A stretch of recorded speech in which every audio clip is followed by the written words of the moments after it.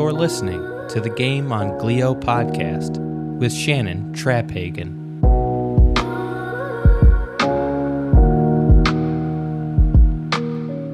Welcome to Game On Glio, the podcast providing hope, inspiration, education, and real conversations around the difficult journeys of being diagnosed with brain cancer, including glioblastoma. I'm your host, Shannon Traphagen.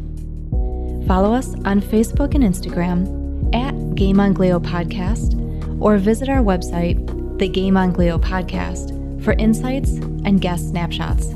If you enjoy our show, please consider writing a review. Also share us with a friend. This podcast is in partnership with Brains for the Cure. Learn more at brainsforthecure.org.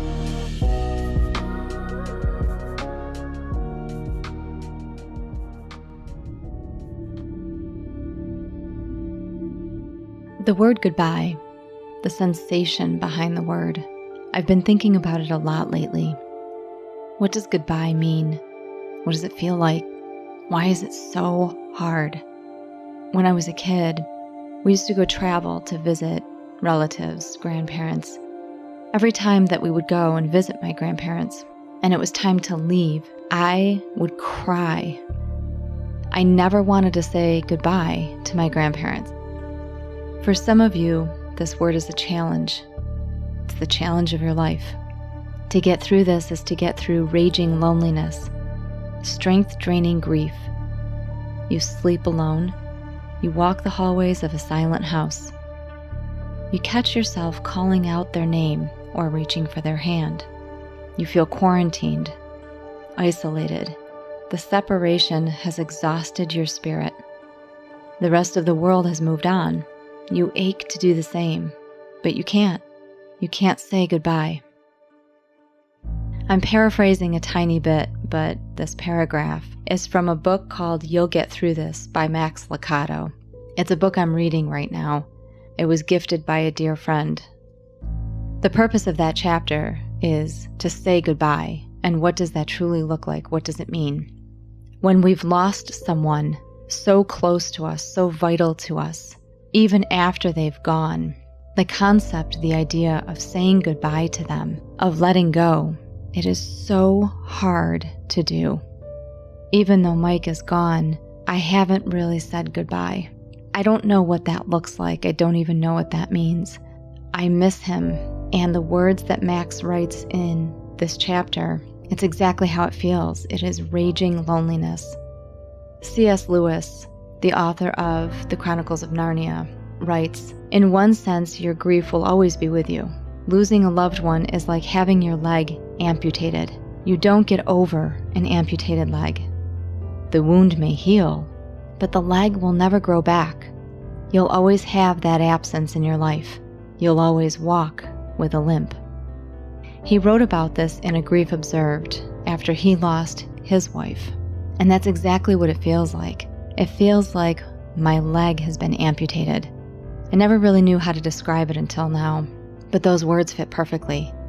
I will adapt and I will go on, but I'll always walk with a bit of a limp because a big part of my life and who I've been for 20 years is gone.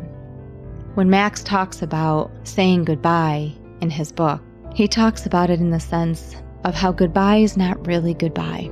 That as their soul has moved on, it waits for you in heaven.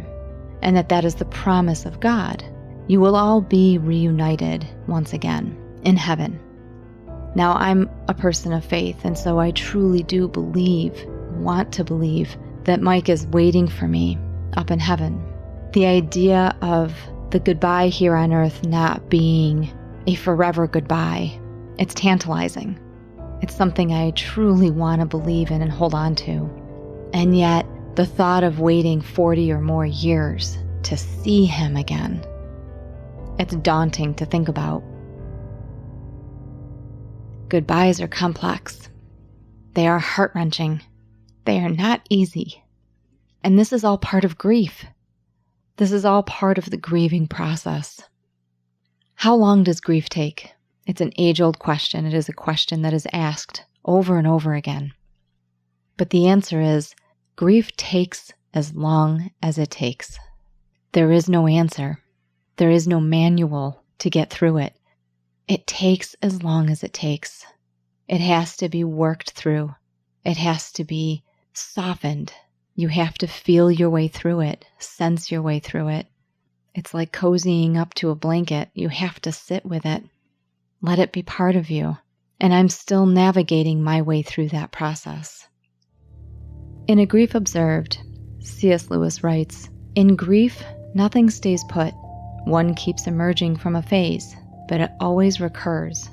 Round and round, everything repeats. Am I going in circles? Or dare I hope I'm on a spiral? But if I'm on a spiral, am I going up or down it?"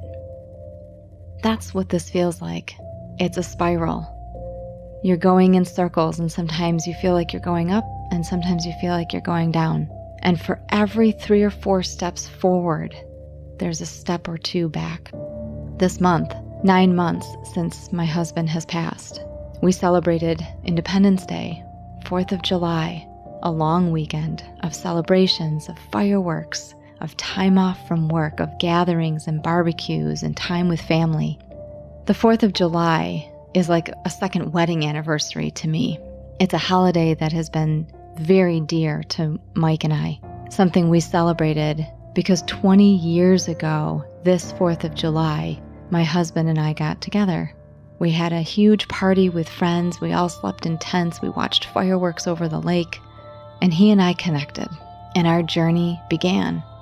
And every 4th of July, no matter where we were in the world, whether we were traveling or just with family or at a friend's wedding, we took time to make a big deal out of the 4th of July because we knew how life-changing that moment was for us. And so it was another first for me. The first time since I was 23 years old that I had to celebrate this holiday, or at least be in this holiday, without him by my side. Grief takes as long as it takes.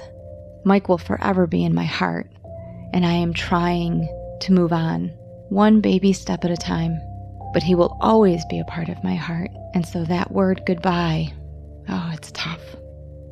In this episode today, our guest coming up is another caregiver, a young widower who lost her husband to GBM. She talks about the courage they both had, their journey and their path and their struggles. She is courageous, and she gives us some hope about what may come next for others like me. She shares an amazingly inspirational story about where she is now in her journey, and it's something you won't want to miss. It's coming up next after a quick word from our partner.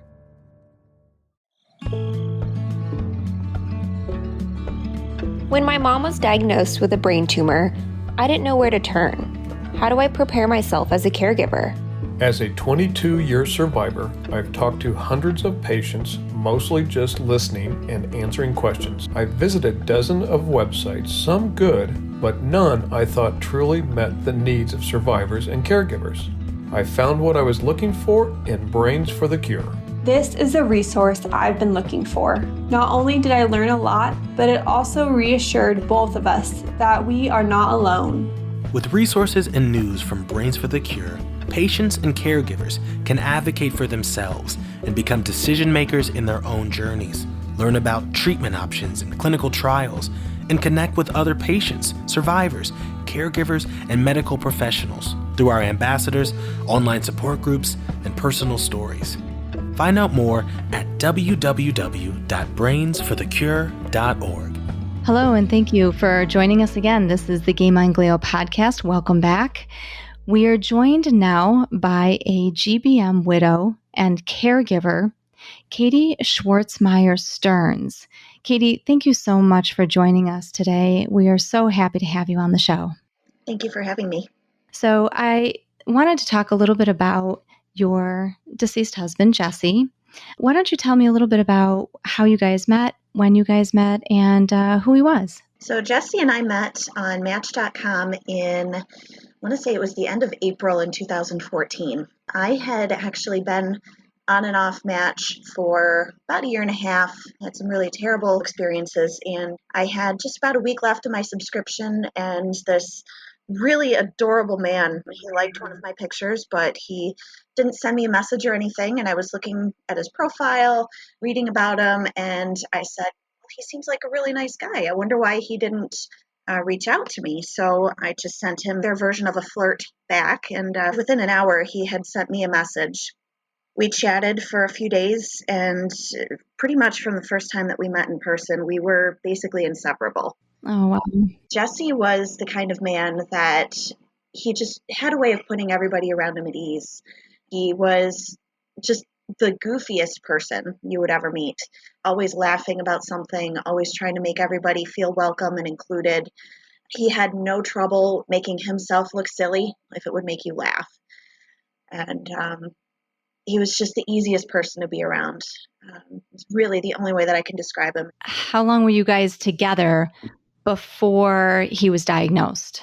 We got engaged about 5 months after we met, and we were married 9 months after that.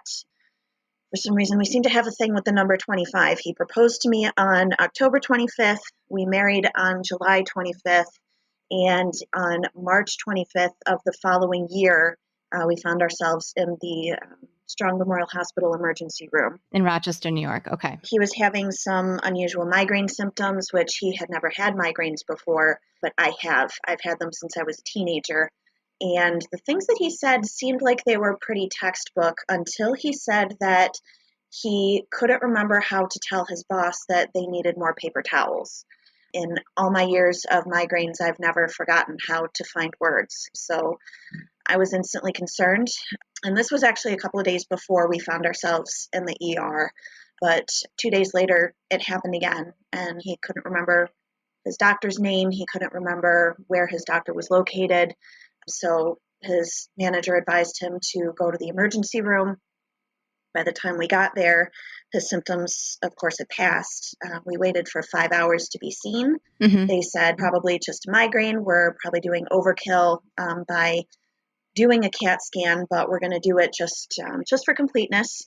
11 o'clock at night, we're laughing about what in the world are we going to find to eat at this hour, because we had both been sitting in there all evening, and we never expected that they were going to put us in one of the little side rooms and tell us that they found something abnormal on his CAT scan, and they were going to admit him right away.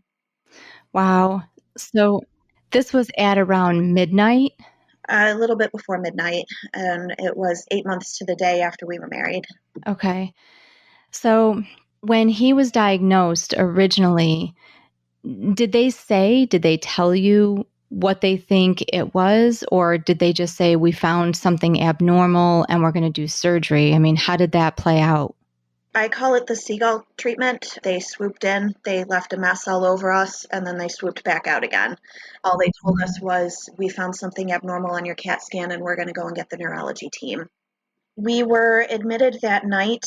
They did further scans to make sure that it wasn't any kind of a secondary tumor, that there weren't any spots anywhere else in his body that they were concerned with. And they never actually said the word tumor. They just said something abnormal. They said that it could be a tumor, it could be an infection. They're not sure, and they won't know until they get him opened up and see what was in there. Now, how old was he? He was 40. He was 40 when this all started. Yes. Okay. So when did you guys find out what was really going on? So the following day, his sister came to visit, and she had been a nurse for a long time with the Unity Hospital system here in Rochester. And she worked with a very prominent neurosurgeon, Dr. Maurer. And she said that if this was my head, if it was my son's head, I would want Dr. Maurer operating on him. So if, with our permission, she spoke with Dr. Maurer's team, and we actually transferred over to Unity Health. And they performed the surgery about 3 or 4 days after that. They noticed some swelling that they wanted to get under control before they tried to go in for surgery.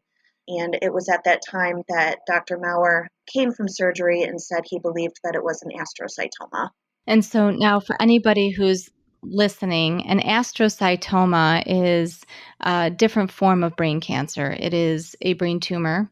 It is not glioblastoma, but it is brain cancer.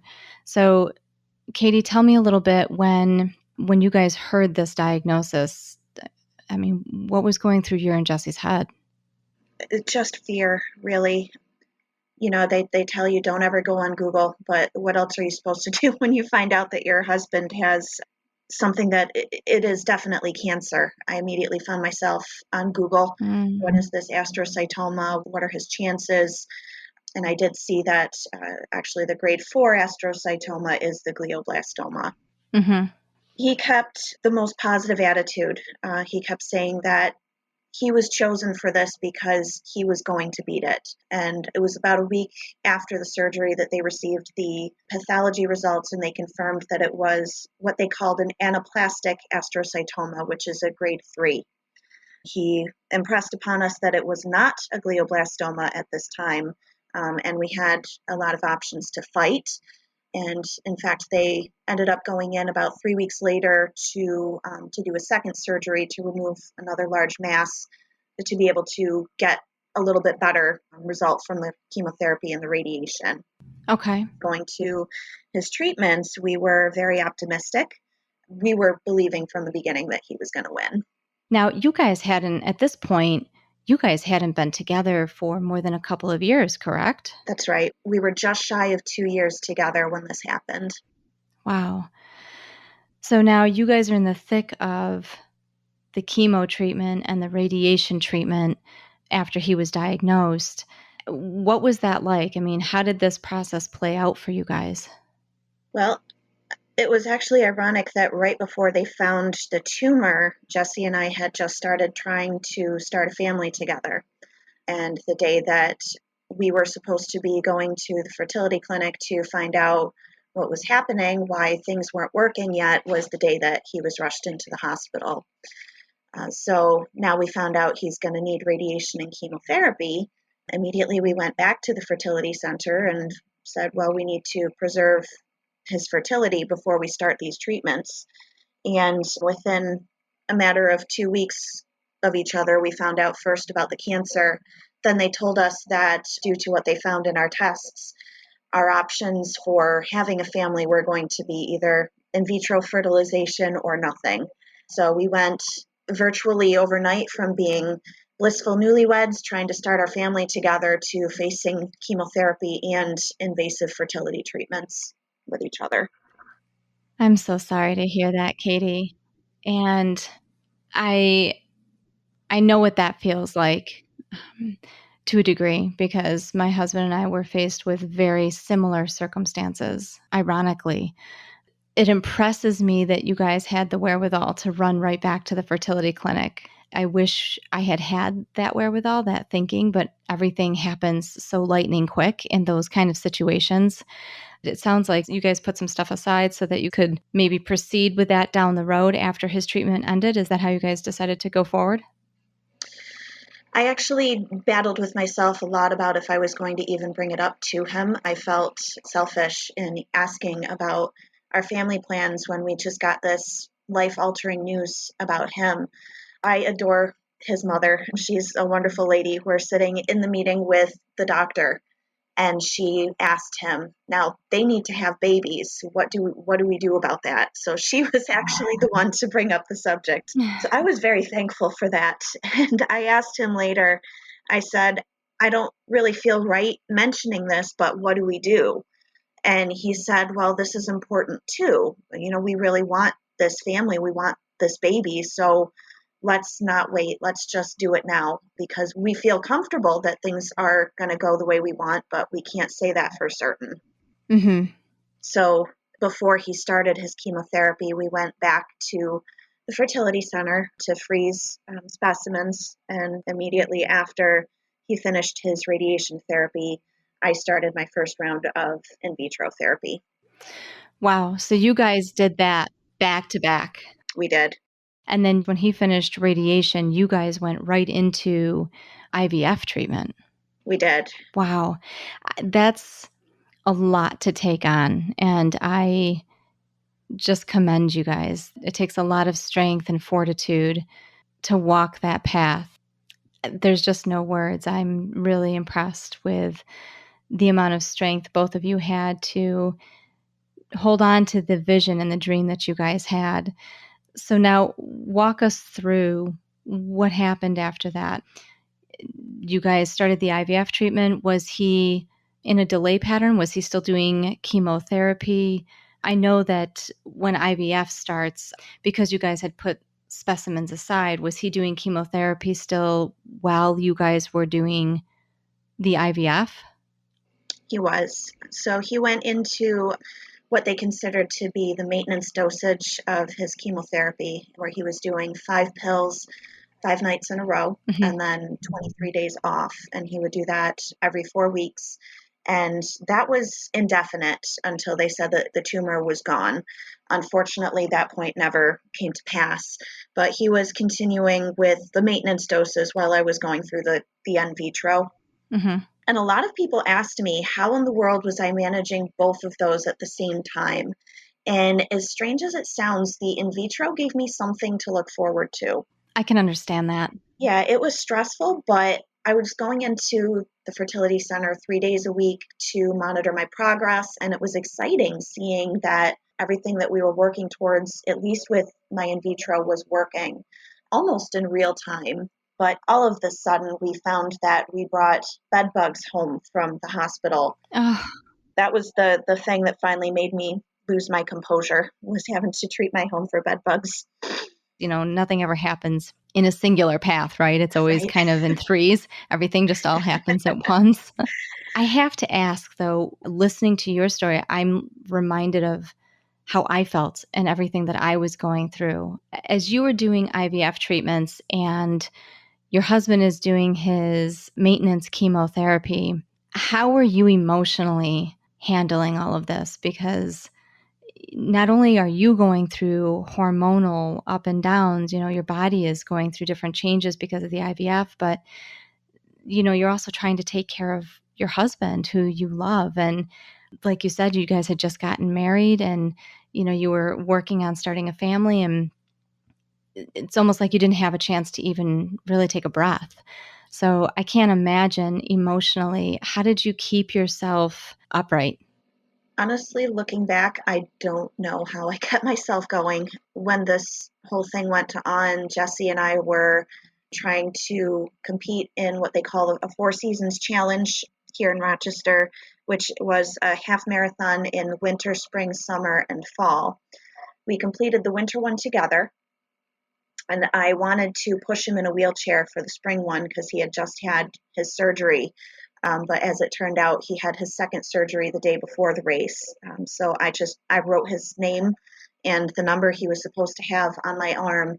And so I ran with him with me in that way, since he couldn't be there with me physically.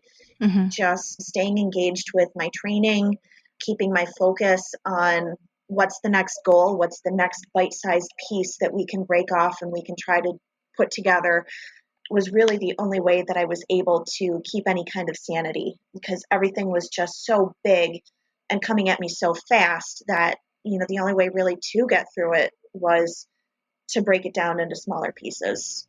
That's exactly how I handled Mike's diagnosis, because we were weeks away from adopting our first little baby girl when he was diagnosed. And as our listeners know, that was the hardest decision to make, was to have to walk away from that. But in the enormity of the diagnosis and the surgery being literally within 3 days, and then chemo and radiation pretty much right after that, it was in small chunks. Everything was just in, what can I handle in the next 3 hours? And the next 3 hours after that, and the next 3 hours after that. After you guys did the IVF procedure and he's doing his maintenance chemo, walk me through what the next few months looked like. You know, what were the routines after your IVF procedure? Did you guys get any good news, or was it something where it took more than one round? Because I know for a lot of women, sometimes IVF procedures don't take the first time out. On our second attempt, it worked. We did conceive a daughter. She actually will be 4 years old next week. Oh. She is just his spitting image, the most wonderful little girl. And for a long time after that, his treatments were successful. His doctor would always call us the day after his MRI to tell us that things were moving in the right direction. And for a majority of my pregnancy, things were going great. Everything changed about 10 days before my due date. And then things started going back in the wrong direction again. So now I have to ask, throughout all of this, because we stressed how old Jesse was when this all started, how old were you? At this point, we're a couple of weeks away from my due date. He was 41 and I was 33. That is extremely young to have to walk through this journey with the love of your life. Yeah. So now you're 10 days away from your due date. What changed? Can you tell our listeners what was going on at that point with you and with Jesse? So his first symptoms and clues that something weren't right was that he was sleeping a lot, and I started to notice in the days leading up to his repeat hospitalization that his speech was starting to slip again. He was starting to talk a little differently, struggle a little bit to find words. I'll never forget, it was June 4th, and we went to see Neil Diamond in concert. It was his 50th anniversary tour. I did not mind how close it was to my due date. I said I was going to take the chance, and we were going to go to this concert. Jesse was driving, and he couldn't remember how to get to the parking garage where he had driven me just a month before to go to one of my racing events. I knew right away that something was wrong. Next day was a Monday. I was at work training my replacement for when I went on maternity leave, and all of a sudden my parents walked through the door. Unusual for them to visit me at work. They said that Jesse had a seizure and he was in the hospital, and they were there to take me home. So what was going on at that point? What were the doctors telling you? They said that his scans were unclear. They weren't able to tell if he was having inflammation or if the tumor had regrown. So they wanted to put him on some steroids, give him some other medications to try to get the inflammation down and see what they were looking at. Okay, and then what happened after that? Well, the next morning, I had a routine appointment with my OB, and without much surprise, my blood pressure was elevated. But she said, well, I can certainly understand why your blood pressure is a little elevated right now, but they also were running some other routine checks for preeclampsia and found some things that were concerning. They wanted me to come back to the hospital that night for some follow-up testing, just to be safe. And fortunately, I was also being seen at Unity Hospital. I received a phone call from Jesse actually that day saying that they believed that it was the inflammation that they were seeing on his MRI. So that soothed my emotional distress. Okay. And I went in that night after I finished my shift at work. I went up to his room just to see him for a minute. And then I went downstairs for what I believed to be a repeat urine test, a blood test, and a blood pressure check. I was not expecting them to hand me papers saying to consent to induction. I said, excuse me, what are you talking about? Nobody talked to me about doing an induction tonight. My husband is upstairs. I can't leave him right now. They suspected that I might have a severe form of preeclampsia called HELP syndrome, which is actually deadly in 1 in 4 women. So I was not leaving that room until I delivered the baby. Oh, wow. Fortunately, my sister-in-law had come down with me, the very same one who was working at Unity Hospital. So she was able to go upstairs and tell my husband what was happening.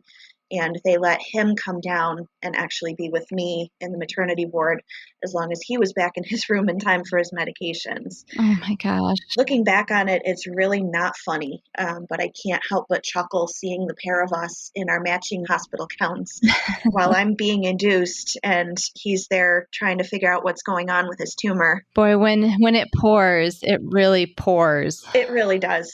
So he was released the next day after 2 days of attempting to induce me. My vitals had all stabilized and they concluded that I did not actually have HELP syndrome. So they were going to release me and then we'll just revisit in a couple of weeks if you go past your due date and then we'll see what's happening. You got sent home. Jesse was sent home as well. And so now what happened after that? Did they determine that the inflammation was just due to scar tissue? Did they have a reasoning for the inflammation that was there, or were they looking to do more tests? So the verbiage that his oncologist used is, it looks like the tumor is trying to wake up again. Okay. It was inflamed, but they said that it looked like some of the blood vessels that were growing out of the tumor looked like they were starting to try to activate again. So now what was their next course of action? At that point, they stopped him on his chemotherapy pill and started him on an immunotherapy called Avastin biweekly infusion. And then did he pick up chemo again after that, or was it just the infusion? They tried just the infusion for 2 months, and then a repeat scan showed that the tumor was, in fact, regrowing. At that point, obviously, I had delivered the baby. Fortunately, he was well enough to be able to be there with me, and the baby was about 2 months old when we went back for his repeat testing. He started having seizures more regularly at this point. The first time I saw it happen, I didn't know what was happening. It was just in his face. And it looked to me like he was struggling to breathe. He couldn't talk to tell me what was happening. And just as suddenly as it started, it stopped. And we realized that what had happened was actually a seizure. Just hearing you describe the seizure, it's hard to keep my composure, to be honest, because it is very traumatic to see. Yeah. I had witnessed it a number of times before my husband got sick, in some other instances. And then when he got sick, he had a number of seizures. It is extremely hard to watch. I unfortunately, I guess a blessing in disguise, I knew what to do. And so I kind of went into just go mode and knew he always needed to be turned on his side. You needed to keep the airway clear. But just hearing you describe it is heart-wrenching, because it's one of those moments. And for the listeners out there, for those who are walking through this, it is, if you've had to witness that yourself, it is a very difficult thing to watch. And I try not to let my brain go back there. It's very difficult. So I'm so sorry that you had to go through that. It's such a scary experience. And this is the side effect. This was a symptom of the brain tumor trying to reinsert itself, it sounds like. That's right. Honestly, it was one of the most terrifying things I've ever seen, especially not knowing what was happening. And at that point, he was still mobile. He was up and walking around as it was happening, which was what made it even more confusing, just trying to figure out what was happening to him. So now he's had a couple of seizures. When did the doctors decide to say, we need to figure out what exactly is going on with the tumor? It was after that follow-up MRI. His oncologist said that he wanted us to speak with the Roswell Center in Buffalo, also with the Dent Neurological Institute in Buffalo. So we went and we met with the doctor at Dent, and that was when I tried to pretend like I didn't hear the doctor say a probable mutation to glioblastoma. Oh, gosh. We were talking about options for clinical trials. They unfortunately don't have many clinical trials for anaplastic astrocytoma. They're all for glioblastoma, but we couldn't get him enrolled in any without having a confirmation of the diagnosis, and they didn't feel that he was strong enough to endure another surgery to get the biopsy to confirm the diagnosis. All we have was probable diagnosis from the doctor at the Dent Institute. So now he was 41, going on 42? This was approaching the fall of 2017. He was 41. And how old was your daughter? She was 3 months old. So you had a 3-month-old daughter and a husband who just found out that his acytoma had turned into glioblastoma. That's right. And after that point, his decline happened very rapidly. his symptoms actually very much started to mimic advanced stage dementia. He lost his ability to find words. He lost muscle control, so that he had a difficult time walking. What were the doctors saying at this point? I mean, I think it's hard for me to find the words because I know exactly what that looks like. What were the doctors telling you at this point were your options? We didn't really have any. We went in for a final MRI, actually just days before his birthday, just before Christmas. And they did an MRI, and I remember holding my sister-in-law's hand before we got the results and crying hysterically because I was afraid of what he was going to say. Mm-hmm. Jesse couldn't even remember having the MRI 2 days before. I was very surprised to hear at that point that the tumor had responded and started to shrink. And his oncologist pulled me aside after the meeting and said, "Katie, I need to be honest with you. I'm very concerned with his continued decline, even though the tumor has reduced in size." He believed that there was an additional side effect caused by the radiation that was causing his cognitive decline. And I asked him, "Is this going to kill him?" And he looked at me straight-faced and said, "Katie, I'm not going to lie to you. It's a race between the tumor and the radiation." Wow. So what were the next steps after that? We continued his treatments, and I believe it was 2 days after this appointment that he woke up in the middle of the night with excruciating pain in his back. No matter what we did with him, we couldn't get him comfortable. I gave him some ibuprofen. I called his father over, and within a couple of hours, we had gotten the pain under control. He refused to let me call a doctor or an ambulance. We were able to get him comfortable. We never were able to explain where the pain was coming from. The next couple of weeks were relatively uneventful. And then 2 days after Christmas, he woke up in the middle of the night with the same pain in his back. This time, I couldn't get him even the slightest bit comfortable. Even trying to move him made the pain worse. So I called 911. The ambulance came and got him. And that was the last time he left our house. Excuse me. Take your time.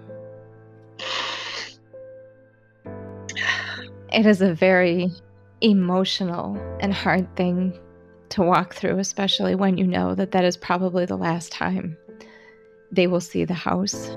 Yeah. I still held on to hope, up until the very end. We never talked about the what ifs. What if he didn't make it? What would he want for me after his death? What would he want for his funeral arrangements? Because we believed that by even discussing it, we were admitting defeat. So we never even talked about the what ifs. Just hearing you say that, that's exactly how Mike and I were. We never talked about the what ifs because we didn't want to let in that negative energy. Yeah. We never talked about what would happen after or what I might need to do on his behalf if something went the wrong way. I mean, you saying that just sent a chill up my spine because that's exactly how Mike and I were. Yeah. And by the time we finally couldn't lie to ourselves anymore, when the time finally came that we knew we were out of options, he couldn't talk anymore to tell me what his wishes were. So now, when did he finally pass away? He passed away in February of 2018. He spent about a little over a month in the hospital. They found that the thing that was causing his pain was acute pancreatitis. Oh, wow. They said that it was a probable side effect of the chemotherapy. And while they were running tests, they found that he also had a pulmonary embolism, which if I hadn't gotten him into the hospital that day, things might have gone a different way sooner. that could have itself been deadly. Mm-hmm. And while they were treating the pulmonary embolism, they also found that he had bleeding ulcers in his esophagus, likely caused by the steroids that he was on. It almost seemed like we were playing a game of Tetris. Every time we tried to treat something, the treatment would find something else that was wrong. And we finally got the bleeding under control and started working on the pulmonary embolism. In order to treat the pancreatitis, we had to completely stop the chemotherapy and his infusions. And in just that 3 weeks, he went from having the minor small seizures in his face to having 3 grand mal seizures in a span of about an hour. And then they took him down for an MRI after having those grand mal seizures and found that the tumor had started invading the right half of his brain, where before it was only on the left. And they found that it had significantly increased in size in the 3 weeks since he had been off of his chemotherapy. It sounds like his body was just starting to let go. Yeah, everything was shutting down at that point. And finally, we sat down with his attending physician and said, what more can we do for him? And he said, all we can do is make him comfortable. We had the head of palliative care come in and talk to him and explain to him the situation. Jesse's philosophy on everything was always just, it is what it is. He never got upset about anything. He never got worked up. He never made a scene. Even when palliative care came in and said, there's nothing more that we can do, it was just, okay. One single tear rolled down his cheek. He reached for me and he just said, okay, what do we do? So he understood what was going on. It seemed like he understood. They said that they recommended hospice therapy, that they were going to increase the seizure medications and make sure that he was on enough pain medications that he was not feeling any pain. So now after he passed, how old was your daughter at that point? She was just about 7 months old. 7 months old. How did you handle all of that after he passed? If I'm being honest, the first couple of months after he passed, I was in such a fog that I don't remember much of anything. I remember a very good friend of mine drove in from South Carolina to spend time with me. She knew that when the time came that he passed away, that she was going to come and be here. I remember spending a lot of time with his family. I'm very fortunate that we've all stayed very tight-knit since his passing. Other than that, I remember there were a couple of days when I said, I don't have what it takes right now to be a mother. I can't do this today. So I called my mother and said, can we come over? So there were a couple of cases where I just packed up my daughter and drove 40 minutes and let my parents take care of us for the weekend. And for those first couple of months, that's really the only thing that I remember. It's a lot to take on. It was. As you were working through this and getting through this, did you ever go to counseling? Did you and Jesse ever go to counseling when he was diagnosed? What supports did you have for both you and he and for yourself after he was gone? Our main support system came from our families. We've been very fortunate that we both come from very tight-knit families, even within each other, are all very close. Also, we got involved with a church just after his diagnosis. So I didn't see a counselor, but I had counsel with my priest. Oh, okay. How is your faith playing into how you were healing? Because I know for me, and the reason I ask, I lean on my faith quite a bit. I'm only about 9 months into the journey right now, and I lean on my faith quite a bit to help me out. Honestly, it really shook my faith. I had a lot of anger. The thing that my mom told me in the very beginning of the process is, God's not going to bring the two of you together and then rip you apart like this after so short a time, after everything that I went through before he and I even met, that it really honestly shook my faith for a while. And I asked my priest, how do I not get angry? Mm-hmm. And the thing that she said to me, it stayed with me. It stays with me still. She asked me, when you were young, did you ever get so angry with your parents that you thought that you would never forgive them? And I said, of course, who doesn't? She said, that's exactly the point. Be as angry as you want. God can take it. Yep. That's what he's there for.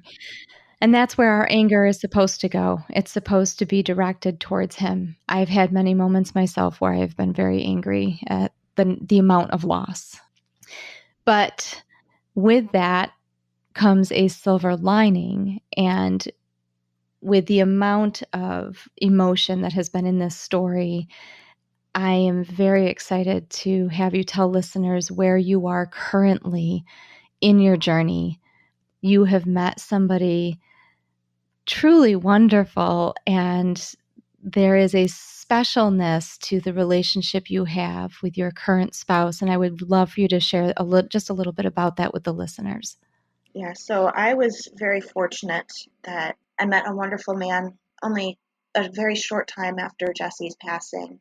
He came into my life as a friend, but through time, we spent more time together.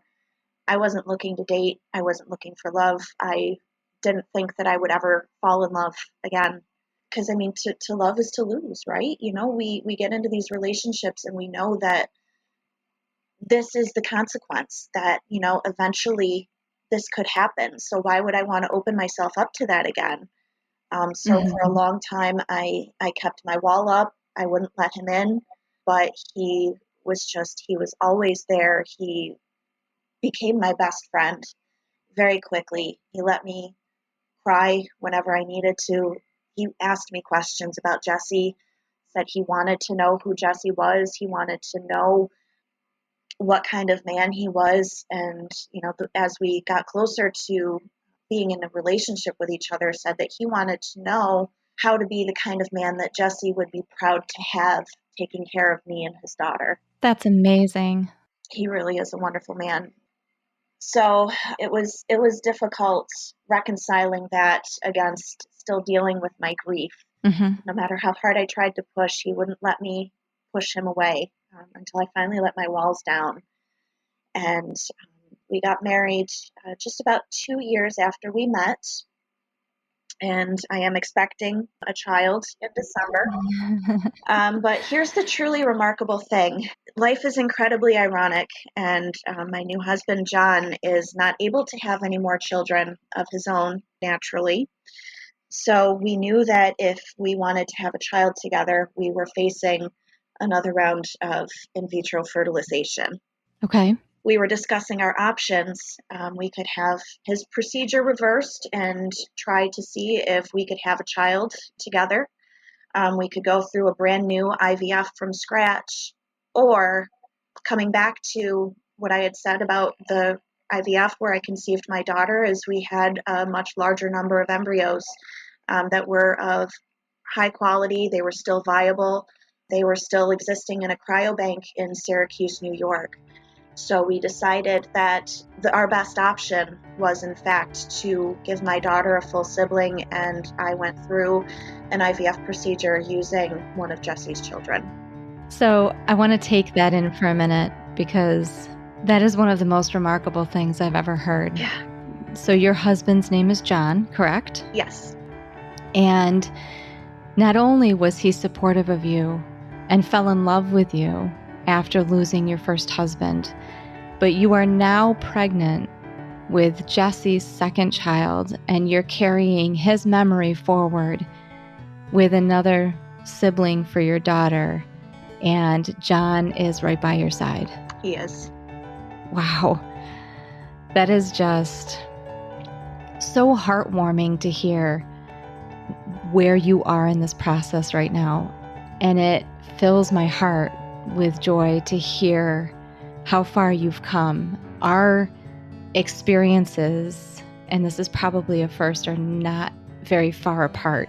And so it really makes me feel so joyful and happy to hear where you are. And so now you're due again when? I'm due December 5th. So you'll be having a Christmas baby around the same time as Jesse's birthday. Yes. That is awesome. Yeah, they won't let me go past my due date because of my age, but I was kind of secretly hoping that they would, and that maybe the baby would share a birthday with Jesse. We have decided also that no matter what, this baby's middle name will be Jesse. So now just share with me one thing about John, just a little something about the man that he is for you. John is an incredibly hard worker. He is my best friend. I can tell him anything. He is an amazing father. He's got 2 children of his own from a previous marriage, and he did not hesitate to step right in and help me with my daughter, but he never tries to replace her father. And I feel like that's an important distinction to make, that she doesn't call him dad, she calls him DJ, which we designated for Daddy John. We don't want her to grow up not knowing who Jesse was. And it blows my mind sometimes just thinking about, none of this really seemed like he would consider doing things any other way. It's just common sense to John that, this is just what makes sense. Well, he sounds like a truly remarkable man, and I'm blown away by how far you've come. It is still a journey. It has been 3.5 years since Jesse has passed. Just about. So the grieving journey is always a process, and we meet people along the way that lift us up and help us out. And you are still in touch with all of Jesse's family, correct? Yes, we're all very close. Which is amazing as well. And I am just so happy to hear that. What is something you want caregivers, other caregivers, and the listeners in general to know about the caregiving experience? Because it can be a very dark and lonely path at times. So what is it that you would like them to know? I know how scary a diagnosis of glioblastoma is, but even so, you can't lose hope. You can't stop fighting. I know for us, the biggest thing was just having emotional support, knowing that we could just call somebody and just talk or vent, or that they were there if we did need them, even if there wasn't anything anybody could do right away. I know for us, family wasn't always right here. Our parents and our siblings were here whenever we needed them, but they all live a fair distance. So just knowing we could pick up the phone if we needed to, or that somebody could get in the car and race out here if it was necessary. But that emotional support is so vital as well. It really is. Yeah. In addition to the family, I had a couple of close confidants. One of my closest friends that I've known for 30 years moved in with me shortly after Jesse passed. And, just having her there meant so much. It gave you somebody in the house so you weren't so alone. Yes. Yeah. The silence could be deafening. So now, does your daughter know what's coming? She does. Is she excited? Very excited. Well, I want to thank you so much for sharing your time with us and sharing your story. I know it was not easy. It's so vitally important for everybody to understand that being a caregiver is just as important and just as tiring as the patient's experience. And we walk alongside them. We are right there with them. We are their glue. And it can be a very exhausting experience and very overwhelming. And so for anybody else who's out there who's listening to this story, you are not alone. And there are many of us who join you, and we are right there with you. Katie, thank you so much for being with us today. And I look forward to hearing about your journey as we get into the winter. I am so excited for you and John. And if I had a hat on, I would tip my hat to him because it takes a pretty special, amazing person to walk the path that he is walking. And I typically say lightning doesn't strike the same place twice, but man, after everything you've been through, it sure has for you, and you deserve it. Thank you. John is certainly my reward after a lot of hard times. Absolutely. Well, thank you so much, and we will be right back.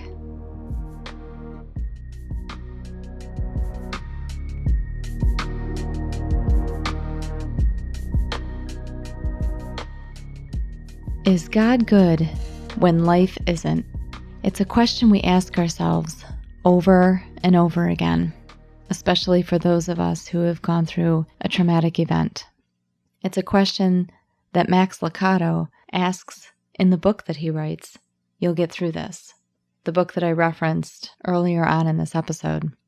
Is God good when life isn't? I think back to Katie's interview when she talked about how her mom had said, after everything that you've been through, even before you met Jesse, and the troubles that you've been having with infertility, and now Jesse's diagnosis, there's no way God is going to put you through all of that to take Jesse away. He'll get you through this. We tend to draw that line in the sand, don't we? There's this imaginary line, and we just say, okay, we've been through a lot, but get us through this, and we'll be okay with everything else. I did it myself.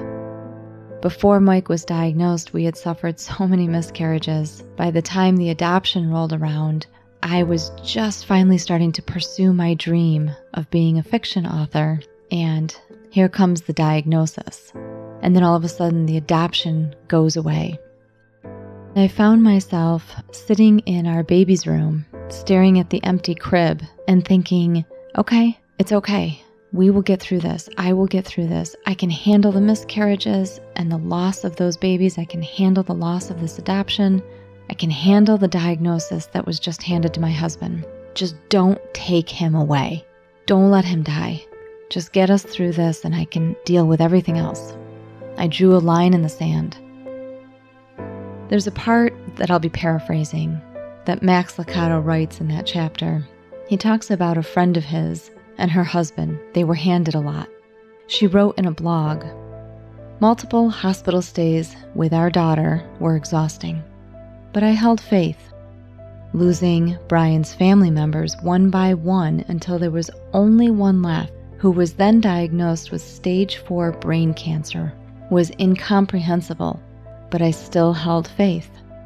Being hospitalized 7.5 weeks with a placental abruption was terrifying, but I held faith.